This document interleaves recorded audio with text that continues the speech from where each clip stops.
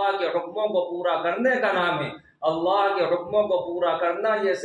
صرف نماز روزے کی حد تک محدود نہیں ہے، اور یہ صرف زکوٰۃ اور حج تک محدود نہیں ہے، بلکہ اللہ کا لحاظ اور اللہ کا خیال زندگی کے ہر موقع پر اور زندگی کے ہر موڑ پر کیا جائے گا۔ یہ ہمارے ذہن و دماغ میں یہ بات بیٹھ گئی کہ مسجد کے اندر تو ہم اللہ کے بندے ہیں اور اللہ کے غلام ہیں، اور باہر ہم نکلے تو ہم آزاد ہیں، ہم اپنی مرضی کے مالک ہیں، ہم اپنے من کے مالک ہیں، جو چاہے کریں، حرام کریں، حلال کریں، جو چاہیں کھائیں، جو چاہیں بولیں، جو چاہیں سنیں، جو چاہے دیکھیں، جیسے چاہیں زندگی بسر کریں۔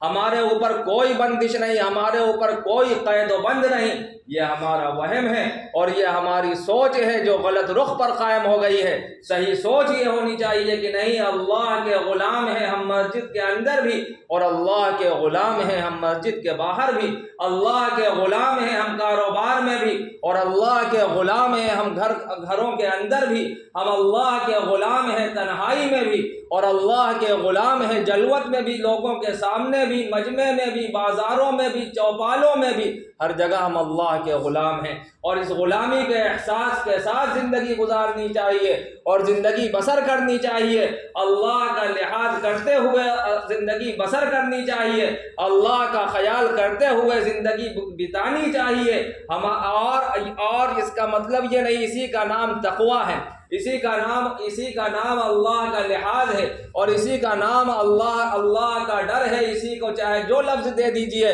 اللہ کا خیال کرنا ہے۔ ہم نے یہ سمجھ لیا ہے کہ نہیں، یہ نماز پڑھ لو اور روزہ رکھ لو بس ہو گیا، نہیں، تقوی کا مطلب ہم نے نہیں سمجھا۔ تقوی کا مطلب یہ ہے کہ اللہ کا خیال ہر موقع پہ کیا جائے گا، اور تقوی کا مطلب یہ نہیں کہ آدمی ڈگی پیٹے اور ڈنکا بجائے کہ ہمارے اندر تقوی ہے اور ہمارے دل میں اللہ کا لحاظ ہے اور اللہ کا خیال ہے۔ آدمی ڈنکا نہ پیٹے اور ڈگی نہ بجائے، بلکہ اس کا عمل بولے کہ اس کے دل میں تقوی ہے، اللہ کا لحاظ ہے، اس کا کاروبار بولے کہ اس کے دل میں اللہ کا لحاظ ہے، اس کی آنکھیں بولے کہ اس کے دل میں اللہ کا لحاظ ہے، اس کے کان بولے، اس کے جسم کا رویا بولے کہ اس کے دل میں اللہ کا لحاظ ہے۔ آدمی کی شادی بیاہ، موت مٹی، جینا مرنا، اٹھنا بیٹھنا، بولنا چالنا، اخلاق و برتاؤ، سلوک و معاملات و معاشرت، ایک ایک چیز سے جھلکے کہ اس کے دل میں اللہ کا لحاظ ہے اور اللہ کا خیال ہے۔ یہی مطالبہ اللہ تبارک و تعالیٰ ان تینوں آیتوں میں کر رہا ہے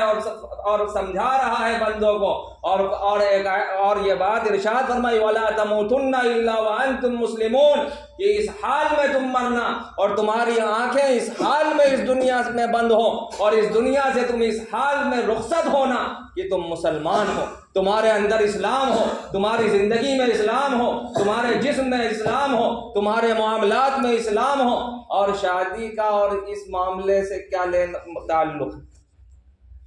تعلق بتایا علماء کرام نے، کہا تعلق یہ ہے کہ جس طرح سے دلہن کو سجایا جاتا ہے، آراستہ کیا جاتا ہے، اور اس کو سجا کر کے وہ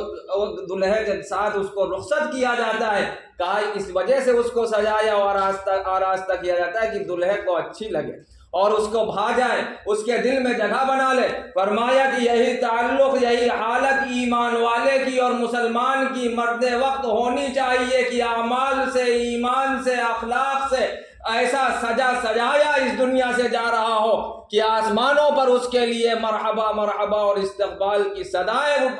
آ رہی ہوں اور بلند ہو رہی ہوں، اور فرشتے اس کو ہاتھوں ہاتھ لے رہے ہوں، اس کا اعزاز و اکرام کیا جا رہا ہو۔ اور ایک بات اور آیت میں ایک بات یہ ارشاد فرمائی کہ والارحام، کہ رشتوں کے تعلق سے ڈرنا، رشتے نئے ہوں پرانے ہوں۔ فرمایا باپ الوالد اوسط ابواب الجنہ، کی باپ جنت کا بہترین دروازہ ہے۔ ماں، فرمایا الجنت تحت اقدام الامہات، ماں کے قدموں کے نیچے جنت ہے۔ خالہ کے بارے میں بتایا الخالۃ بمنزلۃ الام، خالہ ماں کے درجے میں ہے، کہا یہ سارے رشتے ہیں۔ اسی طرح بیوی کا بھی حق بتایا، اللہ تبارک و تعالی نے فرمایا وعاشروہن بالمعروف، کہ ان بیویوں کے ساتھ اچھا سلوک کرو، اور فرمایا جناب رسول اللہ صلی اللہ علیہ وسلم نے کہ خیارکم لنسائکم وانا خیرکم لاہلی، فرمایا کہ تم میں سب سے بہتر وہ ہے جو اپنی بیویوں کے ساتھ اچھا سلوک کرتا ہو، اور میں گواہی میں اپنے آپ کو پیش کرتا ہوں کہ میں تم میں سب سے بہتر ہوں اپنی بیویوں کے ساتھ سلوک کرنے میں، ان کے ساتھ نرمی برتنے میں، ان سے اچھے انداز میں پیش آنے میں۔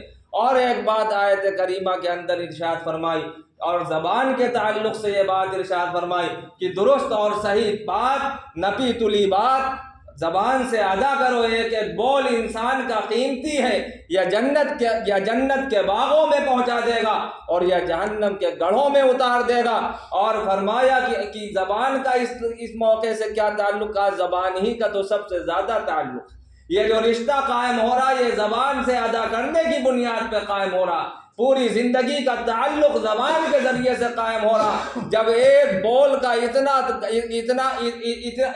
وزن ہے اور اتنا اثر ہے، اتنی اہمیت ہے کہ ایک بول پر زندگی بھر کا رشتہ قائم ہو جاتا ہے۔ انسان کا ہر بول اسی طرح قیمتی ہے اور بہت سوچ سمجھ کر بولنا چاہیے۔ فرمایا کیا انعام ملے گا زبان کو قابو کرنے پر؟ یصلح لکم اعمالکم ویغفر لکم ذنوبکم۔ فرمایا تمہارے کام اللہ تبارک و تعالی بنا دے گا اور تمہارے گناہوں کو بخش دے گا۔ اور جناب رسول اللہ صلی اللہ علیہ وسلم نے ارشاد فرمایا کہ سب سے بابرکت نکاح وہ ہے جس میں سب سے کم خرچ ہو۔